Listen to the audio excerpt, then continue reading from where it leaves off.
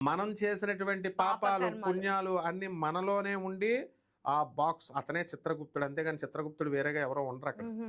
ఆయన రికార్డ్ తీసి అది మనల్ని ఏమి ఎక్స్ప్లెనేషన్ అడగడం, ఇదేం కోర్టులాగా మానవ కోర్టులో ఉండదు. మానవ కోర్టులోనే జడ్జి చెప్పనివ్వరు. హ్మ్. మామూలుగా ఒకసారి అవకాశం ఇస్తారు, నువ్వేమైనా చెప్పదలుచుకుంటే త్రూ లాయర్ చెప్పంటారు, హ్మ్. చెప్తారు. హ్మ్. జడ్జిమెంట్ ఎలాగైతే ఆనరబుల్ జడ్జి ఇస్తాడో అక్కడ ఆనరబుల్ జడ్జి మనకి యముడు.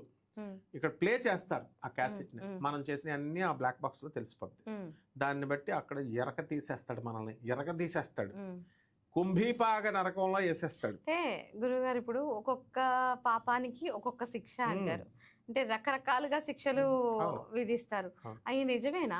100% నిజమేనమ్మా. పెద్దవాళ్ళు మన పెద్దలు భయపెట్టడం కాదు, ఉన్న సత్యాలు ఆ! చెప్పారు. ఉన్న సత్యాలే. గరుడ పురాణంలో ఉన్న సత్యాలు చెప్పారు. అవును. అయితే గరుడ పురాణం పాపభీతి తొలగిపోవడానికి కారణం ఏమిటి తెలుసా? తొలగిపోనియండి, హ్మ్. తోలు తీసేస్తాడు కదా తర్వాత యముడు. ఇక్కడ భూ కబ్జాలు చేసే వాళ్ళకి అక్కడికి వెళ్ళిన తర్వాత తాట తీస్తాడు, మామూలుగా తీయడు. ఇక్కడ అవును. పెరాలసిస్ భూలోకంలో అక్కడ కూడా ఉంటది, ఇక్కడ కూడా ఉంటది, మళ్ళీ నెక్స్ట్ జన్మలో కూడా ఉంటది. హ్మ్. అలాగే భూ కబ్జాలు అత్యాచారాలు చేసే వాళ్ళకి హ్మ్. కళ్ళు లేకుండా పుట్టిస్తాడు.